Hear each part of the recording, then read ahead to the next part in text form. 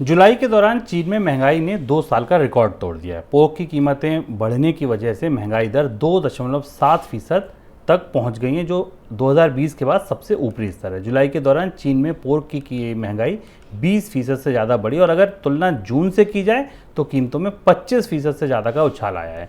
चीन में महंगाई बढ़ने की वजह से बुधवार को कई एशियाई शेयर बाजारों में गिरावट देखने को मिली और आशंका बढ़ गई है कि चीन भी ब्याज दरें बढ़ा सकता है। सर, चीन की महंगाई दर कितनी बड़ी चिंता का विषय है दुनिया के तमाम अर्थव्यवस्थाओं के लिए? चीन अभी ब्याज दर बढ़ाएगा इसकी संभावना हमें कम दिखाई देती है, क्योंकि अगर आप फैक्ट्री गेट इन्फ्लेशन का आंकड़ा देखें जो हमारे पास आया है, चीन की फैक्ट्री गेट इन्फ्लेशन वो 17 महीने के लोएस्ट लेवल पर है।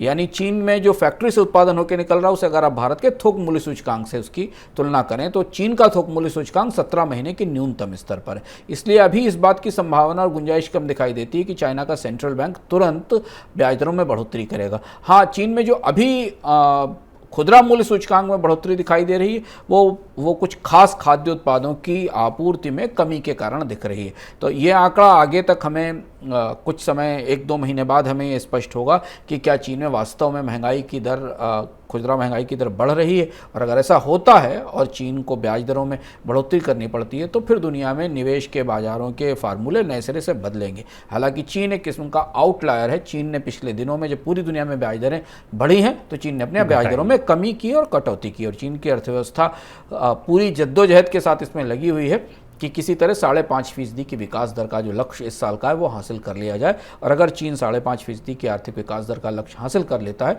तो दुनिया को मंदी के गर्त में पहुंचने से बचने में मदद मिलेगी, क्योंकि चीन की डिमांड ही है, वो प्रमुख डिमांड है जो दुनिया के कई सारे बाजारों को और ख़ासतौर से जो मिनरल्स इकोनॉमीज़ हैं उन्हें अपनी मांग बढ़ाने में मदद करेगी। तो चीन की अर्थव्यवस्था में जो हमें उतार चढ़ाव दिख रहे हैं अलग अलग आंकड़ों में, ये काफ़ी दिलचस्प होने वाले हैं आगे आने वाले समय में।